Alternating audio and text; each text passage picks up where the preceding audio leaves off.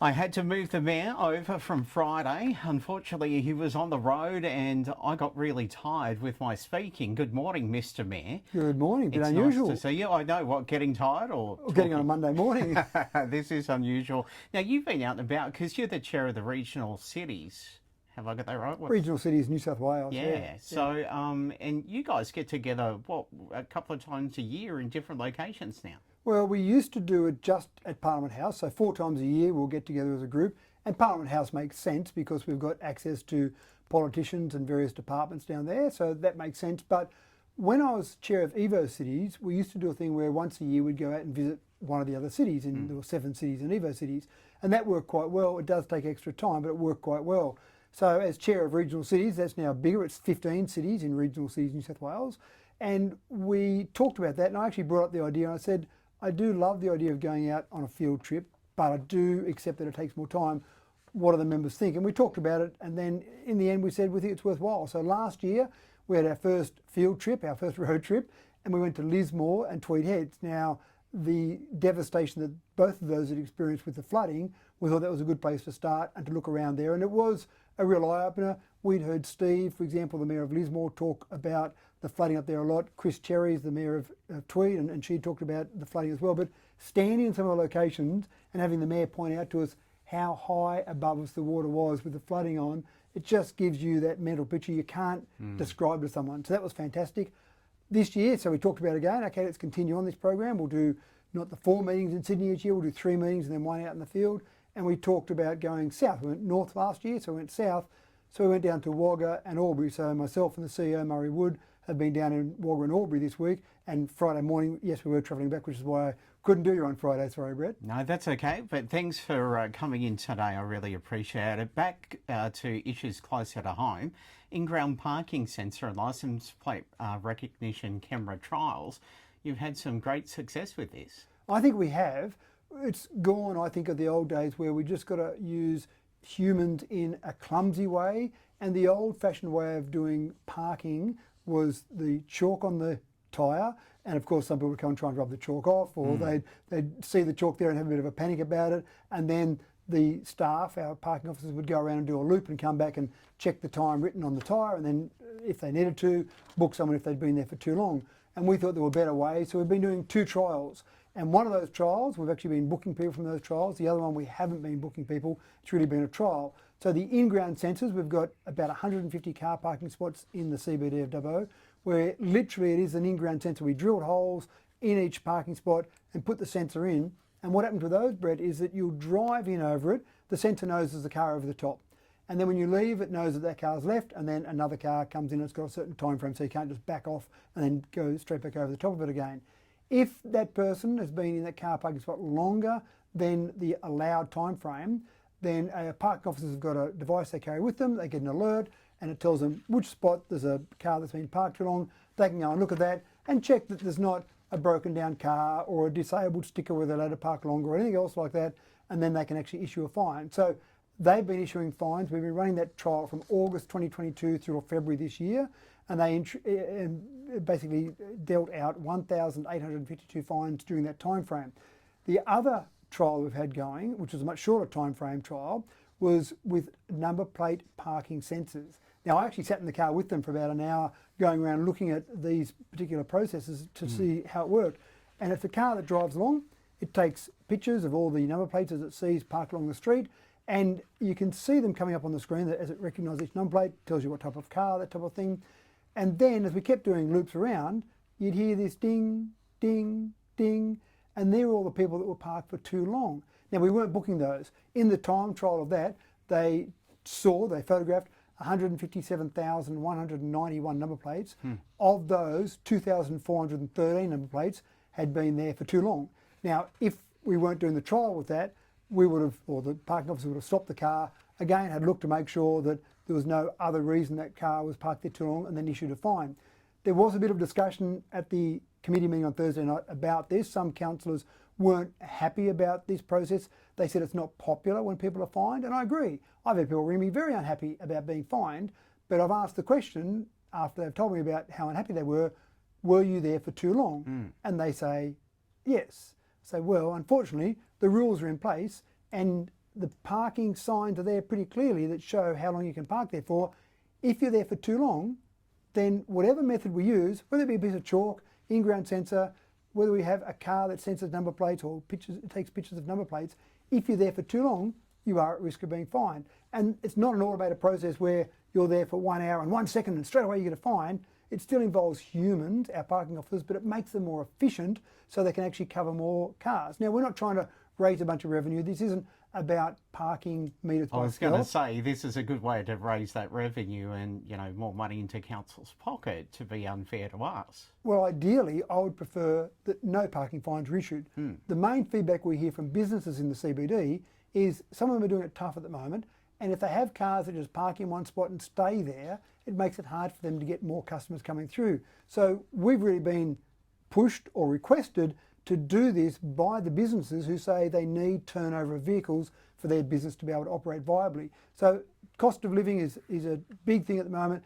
Pressures on cost of living, absolutely. So I don't want to issue any more fines than we have to, but I want people to basically adhere to those laws. So if you park within the conditions, you won't get a fine. So it's not like a parking meter. Sydney City Council raises over $50 million a year from their parking meters and parking stations. So we're not trying to do that. We're not trying to bring in parking meters, but we do want people to adhere to the conditions, and these sort of processes will allow them to do that. And this is what you're saying, there should be a middle ground in the transition. My other question would be, those details with the camera with my number plate, is it safe? In terms of that storing of your number plate, or storing of the number plate and other people, hacking in and getting it and that sort of thing. What happens with that? yeah, so the number plates, as the car drives around, it photographs those number plates, it remembers those, but it's not stored anywhere else. Essentially, that information is stored to say, we've got this number plate and we've got this number plate a certain time later. So you can actually access that information and say, can you prove to me that my car was there? So that's stored, but we don't have a record of only the ones that are fined would be the ones that are stored. Now, having said that, we find no one from that trial at this stage. And the recommendation from the committee meeting last Thursday, not a resolution yet, it'll be 2 weeks' time, it'll go to council meeting, but the resolution or the recommendation was to, if council staff want to expand those trials any further, then bring that back to council to let the community know. But also, I suppose the important part here is whatever method we use, I would say to the community, please just don't park longer than the signs are saying that you can park there, and you won't have to have any problems with any fines from council. All right. Fluoride dosing system, a bit of a hold up again? Yeah, look, it is disappointing. I do apologise to the community again. Obviously, we weren't there when the first issue happened, when fluoride was stopped being put into our drinking water. That was back in January 2019, and the last council didn't inform the community for whatever reason. Once we found out about it, we've taken action, we've awarded a tender. I was hoping by now, Brett, we'd have fluoride back in our water. The tender we awarded was a design and construct, and there's been a fair bit of work that's being done to make sure we get the best fluoride dosing system. They've gone away from a liquid storage of fluoride, which liquid or fluoride itself can be quite dangerous, gone to a pellet system, a dry storage if you like, and then building that process around that. We have to make sure we get approvals from the New South Wales government to be able to do all of this. So that design process has taken longer than I personally would like. The latest time frame is by the end of September this year, we'll finally have fluoride back in the water again, and that has taken longer than I would like to see, so I apologise for that. But we want to make sure we get it right. This is a big process, an expensive process. We want to make sure we get it right. All right. Controversially, the drug rehab centre for Dubbo back in the news again this week. I know that I spoke with the CEO of Western New South Wales Local Health District, Mark Spittle, on the development application, and Matt, this is what he had to say. Provide, if you like, the administrative process to pull together the reports for the regional planning panel, which is independent and separate from the Dubbo Regional Council, and ultimately the regional planning panel will make recommendations going forward. This is a Crown development, so it has its own development path moving forward, but the views of the Dubbo Regional Council, and they are varied. I've talked intensively, I've met with the council on a number of times, and I can tell you that there are a range of views amongst councillors within the DRC. It is true that they have a resolution on the books around this site, but ultimately the council itself is not the decision maker. Now, those views varied on council, not unanimous by the sounds. Well, the vote of council for any of resolutions we have is largely irrelevant because a resolution of council is a resolution of council. I'm the spokesperson for council. I represent those views, and councillors typically, if you follow the Act, then once a resolution is done, it's a bit like the umpire's decision, ignoring DRS for the moment, but once the finger goes up from an umpire, you have to accept the decision. So we've got a resolution on the books. Mark Spittle is absolutely correct. We've got a resolution that says we formally oppose the Spears Drive site, and we still do formally oppose the Spears Drive site. I think the most important thing that Mark Spittle said there is that council is not the decision maker in this process. Council is not the consent authority. He talked about the regional planning panel. Our staff will provide some support from an administrative perspective, but it's not about the decision being made by council. So what Mark said there was accurate. The varied views, he may have listened to the debate about those varied views on council, and that happens in a debate. There might be varied views, but now we have a resolution. We formally oppose the Spears Drive site.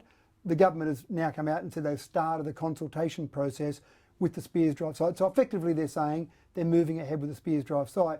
I suppose what's disappointing there is we have got some Labor Party councillors on council, and obviously it's a Labor government, so you'd hope that they'd be pushing Ryan Park, the minister, to change that location. We've also got a Labor Party MLC who's based here in Dubbo, and he is very much aware of the site, and that site is not desired by the community and by our council. We've resolved that, definitely. So it's a bit disappointing that they haven't got the power at the MLC level with Stephen Lawrence, or at our local councillor, the councillors with the Labor Party, to use their connections within the Labor Party to get a change and to actually say to Ryan Park, the Minister for Health, can you change the location? We're in the Labor Party, we're your colleague, we don't want it there in Dubbo. The spokesperson for the Rosewood Action Group through the newsroom saying that they will take this further and to the High Court if they need to. Is that something that we want to happen if we can't change that sort of a thing?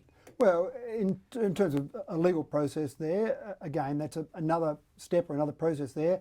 But I've certainly talked to various members of the Action Group, and I've certainly said that council, if you want to have a meeting with Ryan Park, I've spoken to Ryan Park myself personally, spoken to his advisors, I've talked to all of them about our resolution on council, and I've certainly said to the Rosewood Action Group, if you get a meeting with the minister, if you want council there beside you, I'm happy to sit there beside you and tell the minister exactly what the resolution of council is and that we oppose the site. When it comes to legal processes, I've got no authority to speak about that because we've got no resolution on that. That would have to be another step that council would have to take in terms of if we want to support legal processes, because that would involve a cost and maybe a large cost to council. So we would have to consider that separately. But again, in terms of the principle about being located there at Spears Drive, council has said we don't want it there. But I have said all along that we don't make the decision. And I've also said that it's unlikely that a state government will take a lot of notice of a council opposing it. But that's where I'm disappointed in our local MLC and our local councils, a member of the Labor Party. They should have been able to use their Labor Party connections and actually effect some change there, much more so than the ability for the Rosewood Action Group by themselves to get some action there. Having those members of the Labor Party, having someone that's an MLC in the Labor Party, surely that conversation with Stephen Lawrence and Minister Ryan Park should have been a strong enough connection there that they could have affected some change. So potentially the stance that council has taken as that resolution could actually not help. Is that what you're saying? Well, I'm saying that it's unlikely the state government would take a lot of notice of a resolution from council to say we oppose the site. They've got their own processes, and this is a state government process with a state government department. None of that involves council, and we're not the consent authority. So really, we've probably been dragged into this a little bit where we don't need to be, but we've certainly backed the community, we've opposed the site.